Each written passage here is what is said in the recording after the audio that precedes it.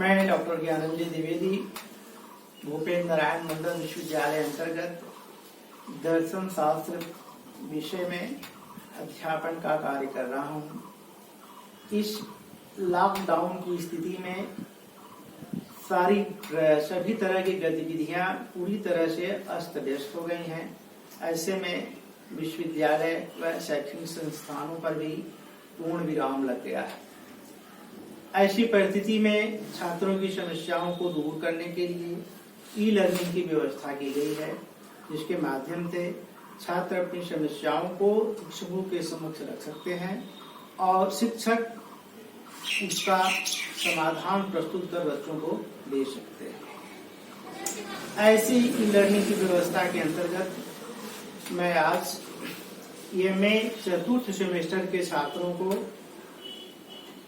13वें पत्र के अंतर्गत गीता में वर्णित या गीता का निष्काम कर्मयोग या गीता में वर्णित कर्मयोग की व्याख्या आप लोगों के सामने प्रस्तुत कर रहा हूँ, बता रहा हूँ। जैसा कि गीता में कर्मयोग की व्याख्या करने के पूर्व थोड़ा सा गीता की पृष्ठभूमि जिसमें कर्मयोग की व्याख्या की गई बताना आवश्यक है।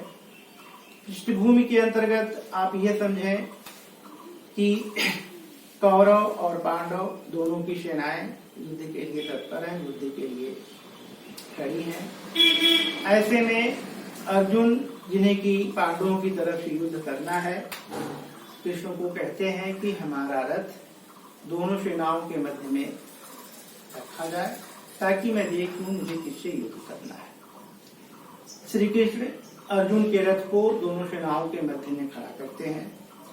अर्जुन क्या देखते हैं कि जो कौरवों की सेना है, सामने जो मेरे शत्रु हैं जिनसे मैंने युद्ध करना है, उनमें है कौन?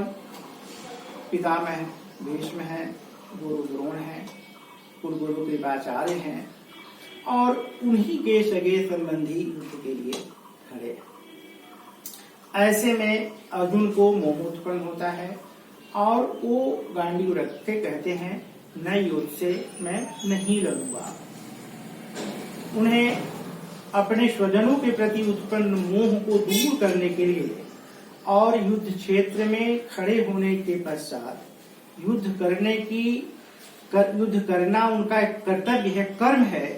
इस हेतु गीता में जो उपदेश दिया गया उसे ही निष्काम कर्मयोग की श्रेणी में निष्काम कर्मयोग कहा गया, निष्काम कर्मयोग की श्रेणी में रखा गया। तो अर्जुन को सर्वप्रथम श्री कृष्ण ये बताते हैं, जैसा कि उनका मोह मैंने बताया भी आपको, अपने गुरु के प्रति था, पितामह के प्रति था, अपने स्वजनों के प्रति था।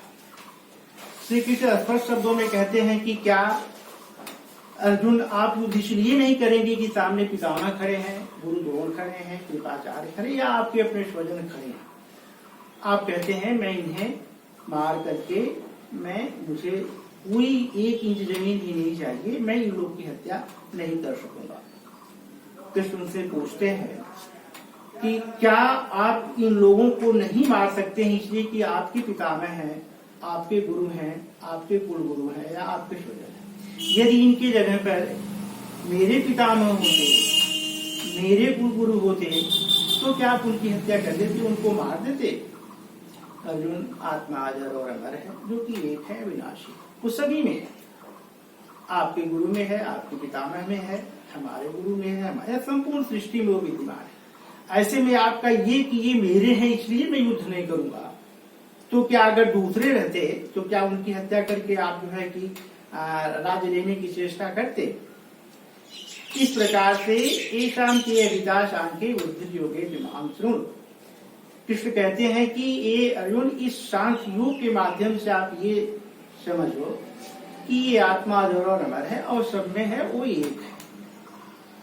लेकिन इस योग से अर्जुन का जो इस सांख्य योग से अर्जुन का मोह नहीं दूर होता और वो गांडीव को ज्यों करते हुए रख करके युद्ध के लिए प्रेरित नहीं होते। ऐसे में अर्जुन, कृष्ण कहते हैं कि अब मैं तुम्हें एक ऐसा योग बता रहा हूँ, एक ऐसा मार्ग बता रहा हूँ जिस मार्ग पे चलकर तू युद्ध तो करेगा, लेकिन जो ये डर बना हुआ है कि मैं युद्ध करूंगा तो मुझे पाप लगेगा, मैं लोगों को कैसे मारूंगा, ये भय तुम्हारे मन से हट जाएगा।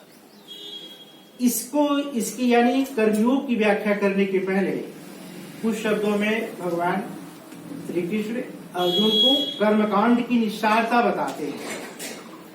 कर्मकांड की निस्सारता बताते हुए श्री कृष्ण कहते हैं कि हे अर्जुन, जिस प्रकार से चारों तरफ बाढ़ का पानी आने पर कुएं की सार्थकता होती है, ठीक वैसे ही चारों तरफ बाढ़ के पानी की भांति यदि ये कर्मयोगी है, उसके कर्मकांड जो होते हैं वो कोई मतलब नहीं रहते। यानी कर्मकांड के जो पचड़े हैं वो जीवन रूपी नदी को पार कराने में असमर्थ है। जिसको डर है कि कहीं कर्मयोग का आशय अर्जुन कर्मकांड न समझ ले, इसलिए शुरू में ही उन्होंने कर्मकांड की निस्सारता बताई कि कर्मकांड जो है ये एक ऐसा पचड़ा है जिसमें मानव पड़ा रहता है और उससे कभी मुक्त नहीं हो सकता। लेकिन कर्मयोग जो है, एक कर्मयोगी जो है वो अपने कर्म को तो करता है, लेकिन यदि वो कर्म निष्काम कर्मयोगी है तो उसके उस कर्म जो होते हैं वो उसके बंधन स्वरूप नहीं होते। कर्मण्येवाधिकारस्ते मां फलेषु कदाचन मां कर्मफल हेतुर्भुः तेषां मोक्षः कर्तव्यः। श्री कृष्ण कहते हैं कि ये कर्म करना अर्जुन तुम्हारे अधिकार में है, इसलिए तुम कर्तव्य कर्म को करो, फल पर तुम्हारा कोई अधिकार नहीं है। इस श्लोक को कर्मण्येवाधिकारस्ते मां फलेषु कदाचन, इस श्लोक को कर्मयोग की या निष्काम कर्मयोग की चतुसूत्री कहा जाता है। इसके 4 सूत्र इस प्रकार हैं। कर्म करना तुम्हारे अधिकार में है। दूसरा, कर्म के फल पर तुम्हारा कोई अधिकार नहीं है। तीसरा, इसलिए तुम अपने कर्म के फल को त्याग करके अपने कर्तव्य कर्म को करो। और चौथा, जो कि सबसे महत्वपूर्ण है, वो ये कि कर्म के फल को त्याग करने का मतलब ये नहीं है कि आप अपने कर्तव्य कर्म को करें ही नहीं। न कर्मणा मनारंभः नैष कर्मं पुरुषोऽश्नुते न च संयम सनादेव सिद्धिं समधिगच्छति। आप जो कर्तव्य कर्म अपने कर रहे हैं उसको आप कीजिए, लेकिन कर्म के जो फल पर आसक्ति है आपका, उसको हटा करके यदि आप कर्म करते हैं, योगस्थः कुरु कर्माणि संयमित्वा धनंजय सिद्ध सिद्ध्यो समोभूत्वा समत्वम योग उच्यते।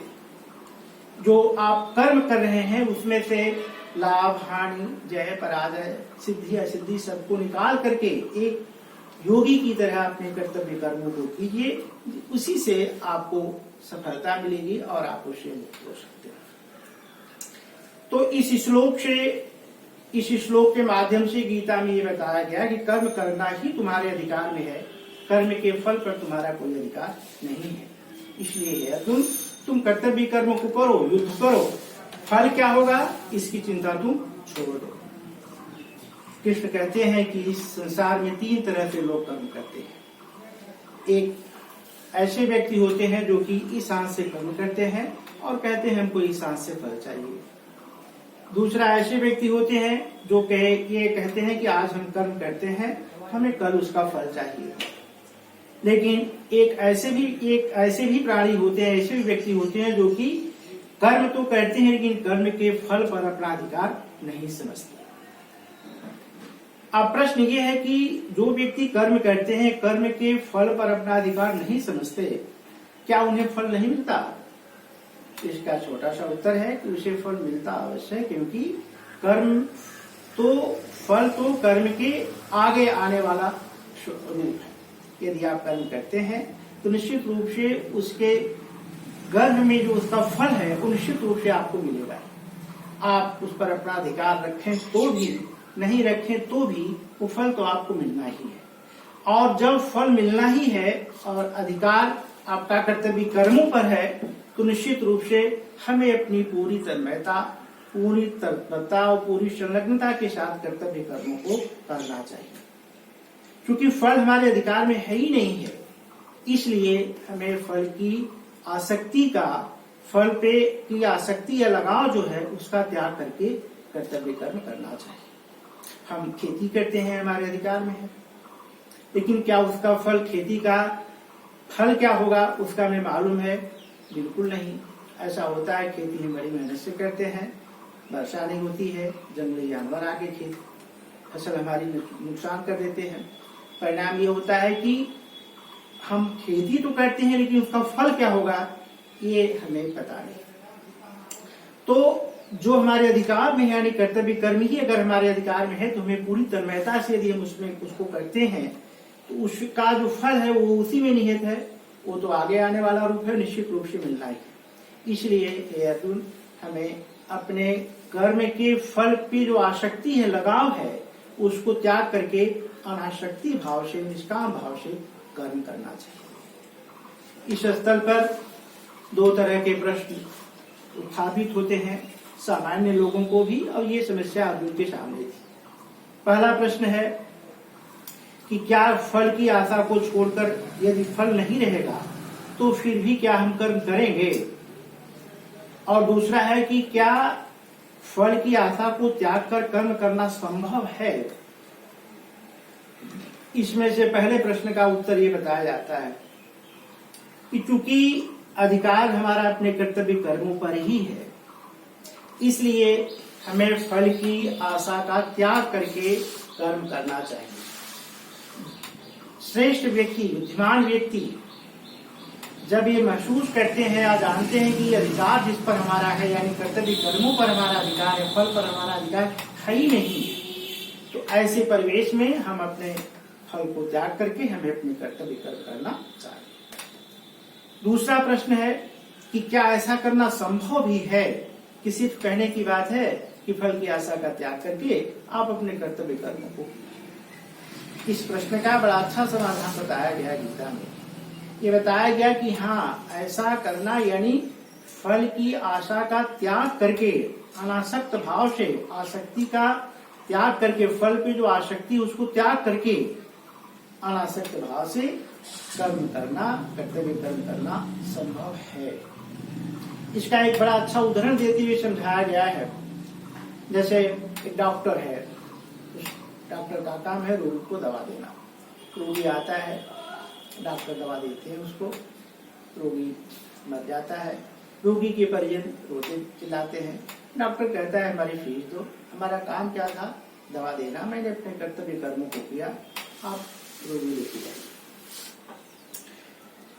ठीक ऐसी स्थिति में डॉक्टर का अपना अधिकार समझता है कि मेरा अधिकार क्या है, दवा देना मेरा अधिकार है, कर्म करना मेरा अधिकार था, मैंने दिया। अब रोगी को जीना या मरना मेरे अधिकार में नहीं है। ठीक है, लेकिन यदि ऐसी परिस्थिति में डॉक्टर का अपना लड़का बीमार होता है और वो दवा देता है, डॉक्टर रोगी में उसका लड़का मर जाता है यदि, तो डॉक्टर रोता है, चिल्लाता है, डिस्पेंसरी बंद कर देता है, कोई काम नहीं करता। क्यों? इसका छोटा सा उत्तर यही है कि वो दवा देने के समय ही उसके मन में ये आसक्ति थी, ये लगाव था कि लड़का मेरा है। अगर डॉक्टर उसको भी अनासक्ति भाव से ही यदि उसका उपचार करता, उस रोगी को अनासक्त भाव से यदि दवा दिया होता, दवा दे, तो उसे सचमुच उसके मरने या उसके जीने से कोई तकलीफ उसे नहीं हो। लेकिन वो तो दवा देने के समय में ही ये उसके मन में ऐसी आसक्ति आई कि मेरा है। परिणाम ये होता है कि परिणाम अपने पक्ष में नहीं आने पर या रोगी के मर जाने पर वो रोता है, चिल्लाता है। तो यदि डॉक्टर दूसरे को दवा देने के समय में अनासक्त भाव से काम कर सकता है, तो ये संभव है कि वो अपने लिए भी या सर्वत्र या सब जगह है, सभी रूपों में कर्तव्य कर्म करते समय अनासक्त भाव से कार्य करें। तो गीता का स्पष्ट उपदेश है कर्मयोग के, हम अपने कर्तव्य कर्मों को करें, लेकिन कर्म के फल पे जो आसक्ति है उसको त्याग करके हम अपने कर्तव्य कर्मों को। होता ये है कि हम अपना कर्तव्य पर ध्यान कम देते हैं, फल पर ध्यान ज्यादा देते हैं। परिणाम ये होता है कि फल मिले या न मिले, इस संशय में हम अपने कर्तव्य कर्मों को भी सही ढंग से नहीं कर पाते। यदि पूरी तन्मयता के साथ हम अपने कर्तव्य कर्मों को करें तो फल तो निश्चित रूप से उसी के गर्भ में नहीं आगे हमें मिलेगा। तो और मनुष्य जो है कोई की एक क्षण में ही बिना कर्म किए रह ही नहीं सकता है। वो स्वभावतः स्वभाव के वशीभूत होकर के वो कर्म तो करता ही है, लेकिन अगर वो कर्मों में आसक्ति का त्याग करके कर्म करता है, सिर्फ कर्म पर ही अपना अधिकार समझता है, फल पर अपना अधिकार नहीं समझता, ऐसी परिस्थिति में यदि वह अपने कर्म करता है तो निष्काम कर्म योगी कहा जाता है। एक छोटी सी बात ये भी यहाँ पे ध्यान देना है कि कुछ लोग ये करते हैं कि कर्म करेंगे तो उसका निश्चित रूप से कोई न कोई फल अवश्य मिलेगा, वो बंधन कारक होगा। लेकिन लोक संग्रह में वापी अगर आप लोक कल्याण के लिए कोई कर्म करते हैं तो वो आपके बंधन स्वरूप नहीं होते, अनासक्त भाव से कर्म करते हैं तो भी वो बंधन कारक नहीं है। गीता में महाराज जनक आदि का उदाहरण देते हुए कहा गया, बताते हैं कि ये अपने कर्तव्य कर्मों के बल पर ही मोक्ष मुक्ति की प्राप्ति किए। ऐसा नहीं है कि उनके कर्तव्य किस रूप में थे, लोक संग्रह के लिए थे, वो अनासक्त भाव से किए गए कर्तव्य कर्म थे, इसलिए बंधन स्वरूप नहीं थे। और स्वयं कृष्ण अपना उदाहरण देते हुए कहते हैं कि न मे पार्थास्ति कर्तव्यम त्रिश्लोकेषु कंचन नान्वाप्तम अवाप्तव्यम भरति उच्यते। कहते हैं हे अर्जुन, मेरे लिए तो कोई कर्म बाकी नहीं है, लेकिन यदि मैं अपने कर्तव्य कर्म न करूं तो सृष्टि में अव्यवस्था का कारण लोग मुझे ही बताएंगे। इसलिए मैं स्वयं जो है कि कर्तव्य कर्मों को करता हूं, लेकिन अनासक्त आसक्ति को त्याग कर। इसलिए गीता वर्णित निष्काम कर्म योग आपका निश्चित रूप से हमें अपने कर्तव्य कर्मों को करने के लिए प्रेरित करता है, फल की आसक्ति का, फल की लगाव का त्याग करके अनासक्ति भाव से कर्तव्य कर्म करने के लिए प्रेरित करता है। आज के संदर्भ में यदि हम गीता के निष्काम कर्मियों की प्रासंगिकता पर चर्चा करें तो ये आवश्यक है कि आज मानव में क्या है कि व्यक्ति अपने अधिकारों को तो समझता है, लेकिन अपने कर्तव्य कर्मों को नहीं समझता। आज गीता के कर्मणीय व अधिकारस्ते का जो लेशन है, कि जो शिक्षा है, निश्चित रूप से हमारे समाज के लिए, हमारे राष्ट्र के लिए उपयोगी है, और तभी हमारा समाज या हमारा राष्ट्र विकास कर सकता है, उन्नति के मार्ग पर चल सकता है। आज की शिक्षा प्रणाली जो है, मेरा तो विचार है कि आज की शिक्षा, राष्ट्रीय शिक्षा प्रणाली के अंतर्गत ऐसे पाठ्यक्रम समाविष्ट हों, ऐसे पाठ्यक्रम सम्मिलित किए जाएं जो कि गीता के कर्मणीय व अधिकारस्ते मां फलेत पदाचन की व्याख्या करते हो या उसकी तरफ लोगों को आकर्षित करते हो। हम तभी उन्नति कर सकते हैं जब हम अपना अधिकार सिर्फ अपने कर्तव्य कर्मों पर समझें। इस प्रकार से गीता में निष्काम कर्मियों के अंतर्गत भगवान कृष्ण अर्जुन को युद्ध करने के लिए प्रेरित करते हुए ये बताते हैं कि आप युद्ध कीजिए, यानी अपने कर्तव्य कर्मों को कीजिए। फल क्या होगा, ये मरेंगे या नहीं मरेंगे, आप युद्ध जीतेंगे कि नहीं जीतेंगे, योगस्थः कुरु कर्माणि संग त्यक्त्वा धनंजय सिद्धि सिद्धो समो भूत्वा। सिद्धि ऐसे सब को छोड़ दीजिए, एक कर्मयोगी की तरह अपने कर्तव्य कर्मों को कीजिए, और उसका फल क्या होगा, उसका परिणाम क्या होगा, युद्ध में हार होगा, इसको आप छोड़ दीजिए। क्योंकि पूरी तन्मयता के साथ यदि अब आप युद्ध करते हैं, अपने कर्तव्य कर्मों को करते हैं, तो फल तो आपके अधिकार में है नहीं, और यदि आप पूरी तन्मयता से कर्तव्य कर्म करते हैं तो निश्चित रूप से फल आपको मिलेगा। इस प्रकार से गीता में वर्णित निष्काम कर्मयोग या कर्मयोग आज के संदर्भ में उतना ही समीचीन है जितना कि उस युद्ध क्षेत्र में अर्जुन के लिए था। जी।